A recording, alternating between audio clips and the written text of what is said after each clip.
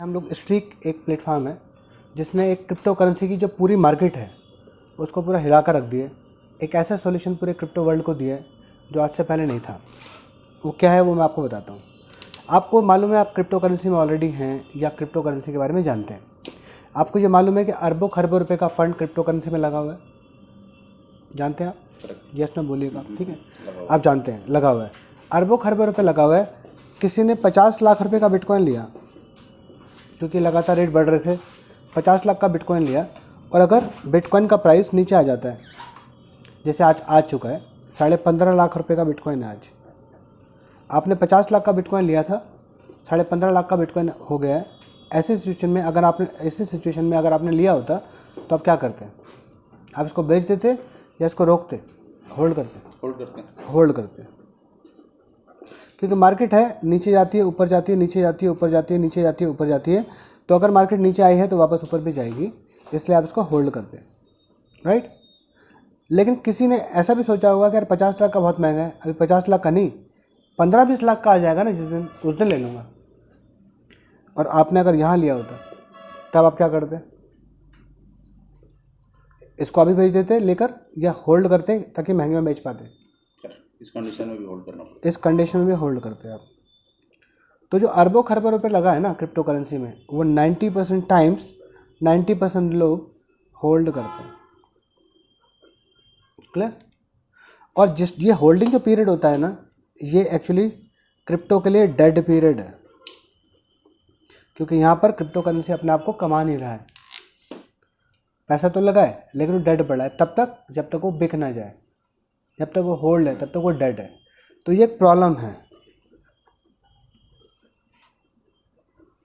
इसी के बजाय अगर आपने प्रॉपर्टी में लगाया होता पैसा, अगर आपने कोई फ्लैट लिया होता 50 लाख रुपए का और अगर उसकी कीमत गिर जाती 45 लाख का हो जाता वो फ्लैट, और आप उसको ना बेचना चाहते क्योंकि आपने इसलिए लिया था कि महंगे में बेचेंगे फ्लैट और रेट कम हो गया, तो ऐसे सिचुएशन में भी आप इसको होल्ड करते हैं कि जब महंगा होगा तब बेचूंगा, अभी मुझे नहीं बेचना वरना नुकसान हो जाएगा।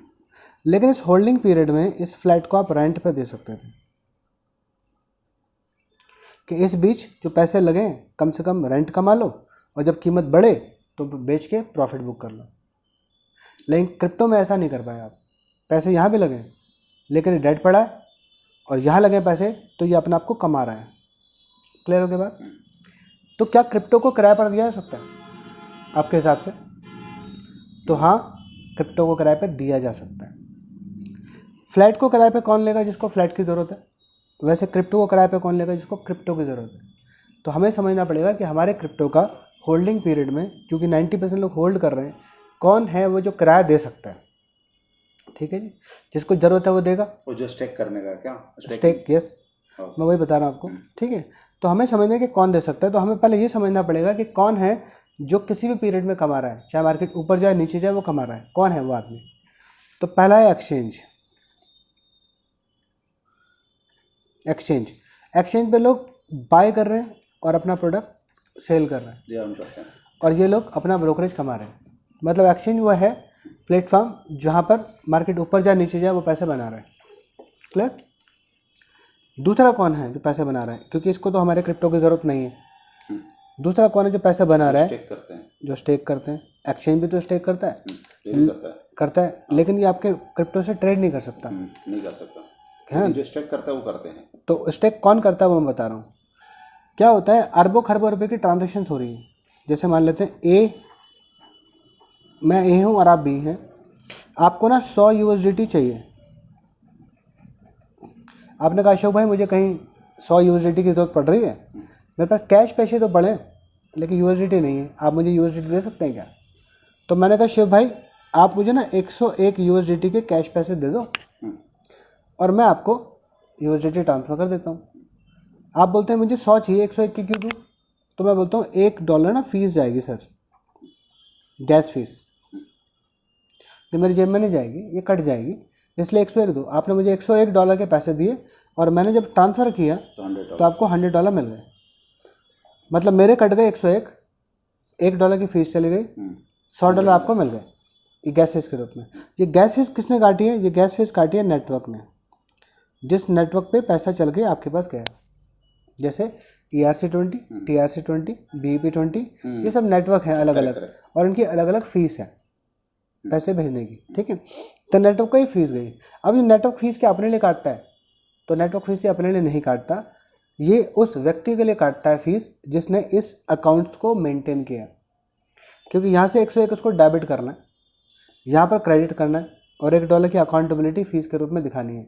ये जो हिसाब किताब लिखेगा ना, उसके बदले में ये लगता है गैस फीस। हाँ, जो ये हिसाब किताब लिखा, जिसने अकाउंट को मेंटेन किया, वो अकाउंटेंट जो हैं, इनको क्रिप्टो की लैंग्वेज में कहा जाता है वैलिडेटर। ये नेटवर्क जो फीस काटता है इन वैलिडेटर्स के लिए काटता है। बहुत सारे वैलिडेटर्स मिलकर जब ट्रांजैक्शंस को कंफर्म करके प्रूफ देते हैं कि ट्रांजैक्शंस कंप्लीट हो गई, इसको बोलता है प्रूफ ऑफ वर्क, POW बोलते हैं इसको, कि वो प्रूफ देते हैं कि यहाँ से डेबिट हुआ या क्रेडिट हुआ, या ₹1 की फ़ीस का हमने हिसाब किताब लिख दिया और ये रहा इसका प्रूफ। तो प्रूफ ऑफ वर्क के रूप में वैलिडेटर को ये नेटवर्क गैस फीस दे देता है। क्लियर हो गया बात?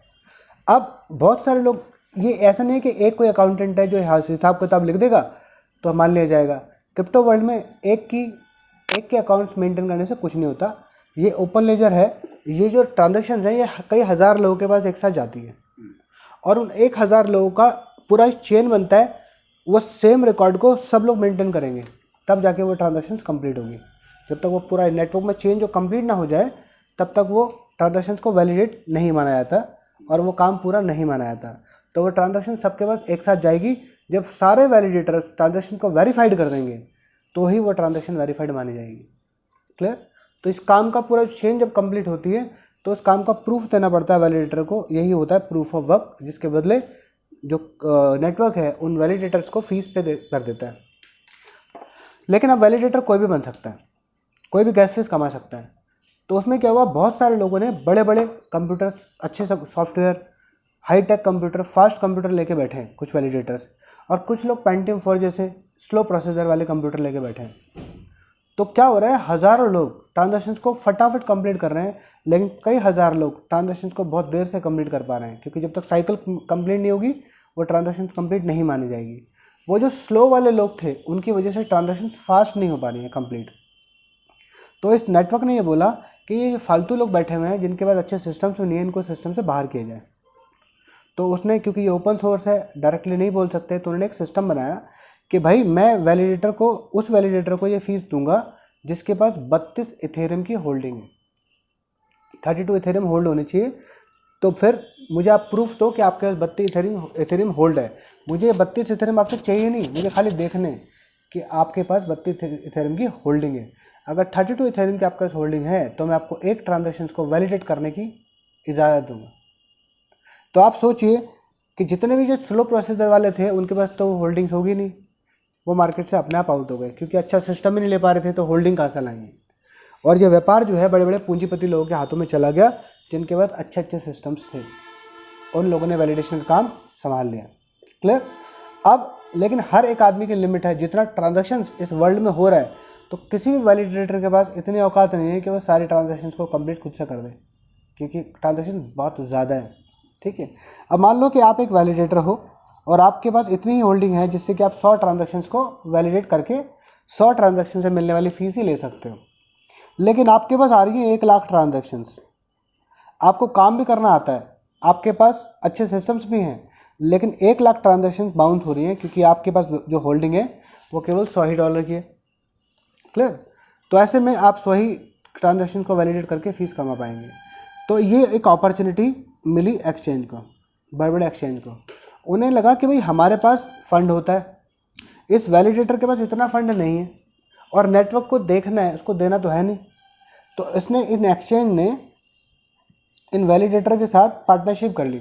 इन्होंने बोला भाई मैं अगर मेरा फ़ंड दिखा दूँ तो मेरी होल्डिंग दिखाकर तुम ये वाली ट्रांजैक्शन जो बाउंस कर रहे हो ये भी कर पाओगे, और उससे मिलने वाले फ़ीस में मुझे पार्टनर बना लो।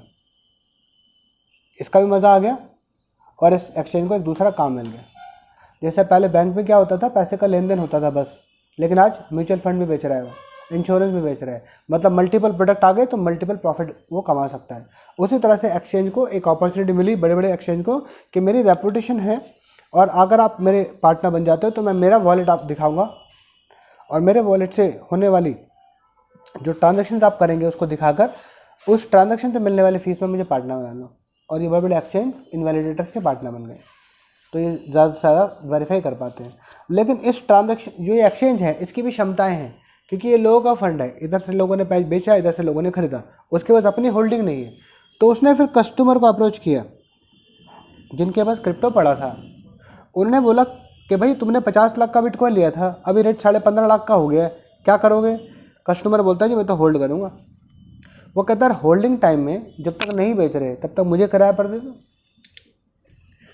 तो लोगों ने इसको बोला कि क्या दोगे? कहता जी इतने % दूंगा, 3 महीने के लिए इतना %, 6 महीने के लिए रखोगे तो इतना %, 9 महीने के लिए रखोगे तो इतना %, 12 महीने के लिए रखोगे तो इतना %, 2 साल के लिए रखोगे तो इतना %।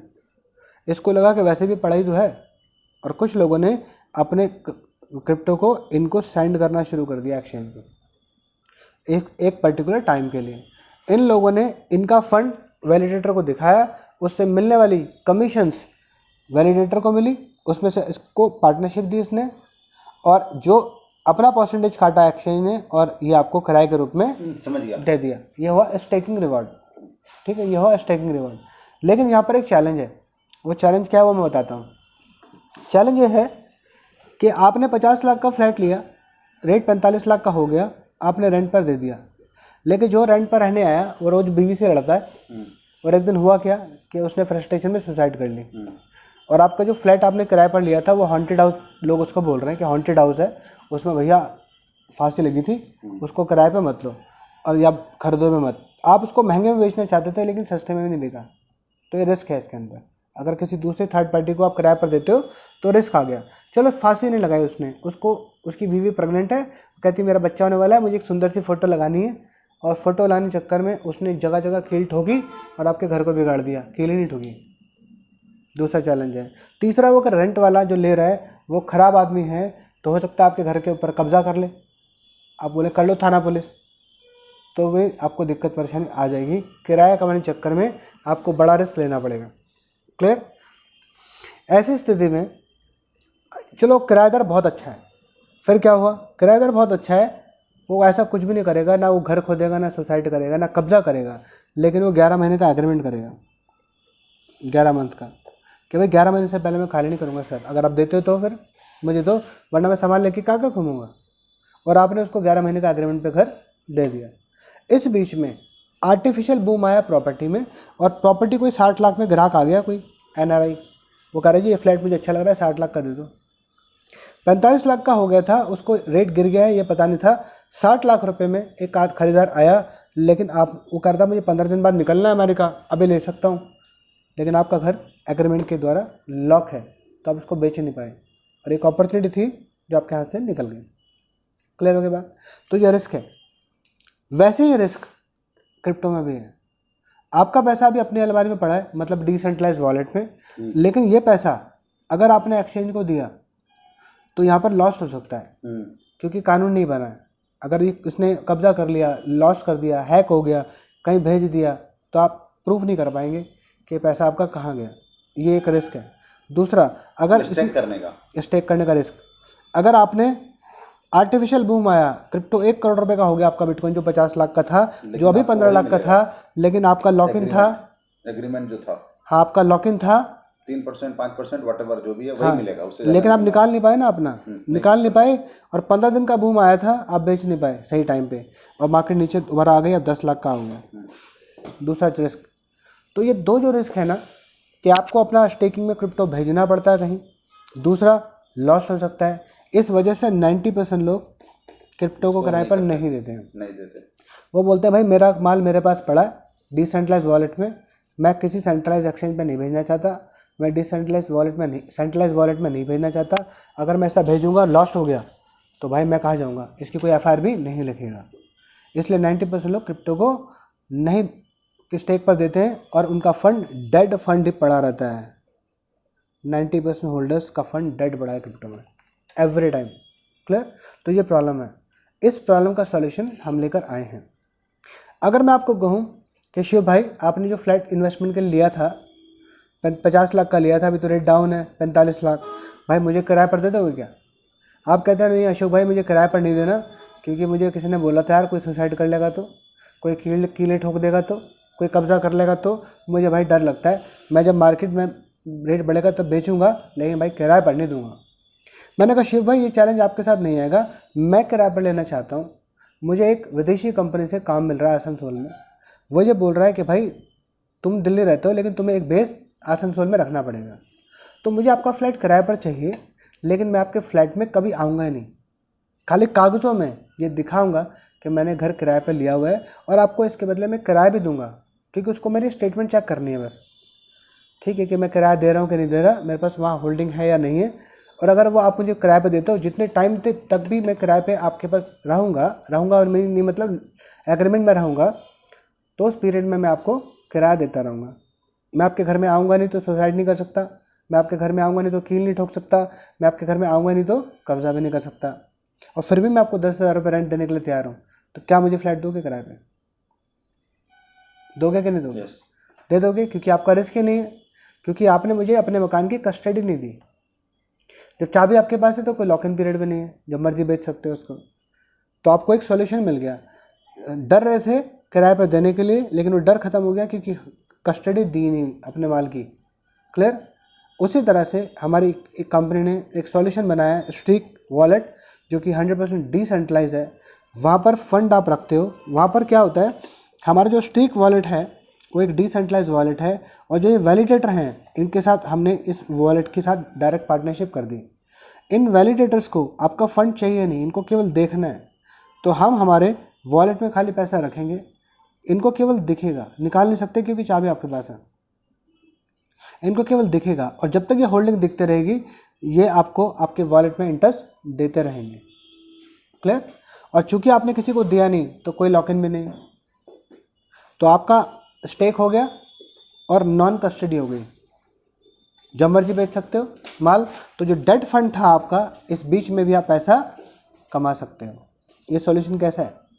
बताएं। ये रेवोल्यूशन है पूरे क्रिप्टो इंडस्ट्री में। रेवोल्यूशन, वो रेवोल्यूशनरी प्रोडक्ट स्ट्रीक लेकर आया है।